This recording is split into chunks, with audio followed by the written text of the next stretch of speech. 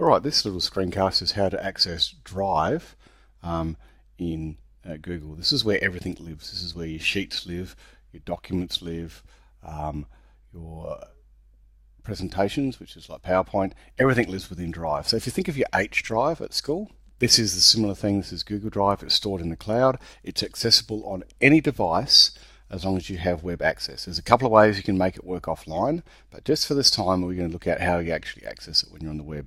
So you can be on any computer at home.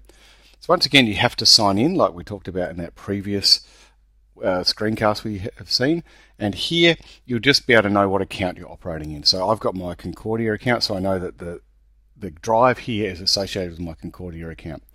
When you click on this little grid here, it tells you all the apps that you can get. So we want to go to Drive. Everything lives within Drive that we'll be using that helps you collaborate and work more efficiently with your kids and with other staff members.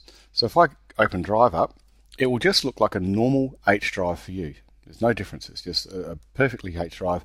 You'll notice that it's your Concordia account because it's got Concordia at the top here. Okay, so that's an indication once again that you're in the Concordia drive, so this stuff can be shared really easily with everyone here. You'll notice down this side there's a whole lot of bits and pieces. There's My Drive, which has all your folders and things in it. Now I'll show you how to create a folder in a bit. So My Drive is normally where you start, and that's where you kind of keep stuff. So if you think of My Drive being your H drive, it's really easy to remember that that's where the stuff is. I tend to put all my school things in here that I'm going to be operating in school, because that means I can access it on any device anywhere. So on my phone, on a tablet, it doesn't matter, I can get to it. So I don't necessarily have to take my laptop home. The next tab down is Shared with Me. If I'm working collaboratively with someone in the school, I can share a document with them easily within our environment, and it will appear in this list here. So anything that's shared with me will appear here. So if someone else in the school is working on, we're doing some lesson plans or the unit plan together, and we share it together, I can just share it to that person.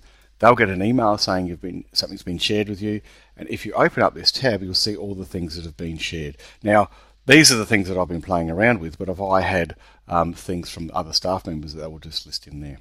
So that's pretty cool. You can also do starred ones if you've got anything there that you're working on, or it's really important or is high in your priorities. You can put your starred ones there, so it's a quicker way to find your things. Recent will give you a list of all the recent things that you've worked on, and a date and a time with it as well. It tells you who the owner is, and if you're working collaboratively, it will come in here and tell you who's opened it. So you can actually go edited by last modified. If you go last modified, it will tell you who's actually been working on that document when and where. So that's really good if you're working in a faculty and you're thinking, oh, I've got to do some work on this, I wonder how far we're up to. And you click on it and you go, oh, Fred's done this much work, great, I can jump in after that. You can see what's going on. It's also very good for your kids as well. Bin, obviously, is anything that you throw in the bin. And down the bottom here is some more things. You can do some activity stuff, and this is where you can set up your offline items as well, but we'll talk about that a little bit later. The other thing with Drive is that if you're like me, you'll throw things in folders and you'll forget what they're called.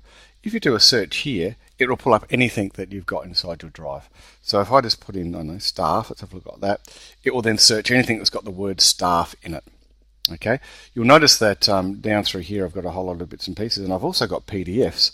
What it does is it searches through the PDF too to look for that word as well. So in here, it's gone through a PDF, found the word staff somewhere inside that PDF, and has brought it up as well. So it's actually a nice little way of searching if you forget where anything is.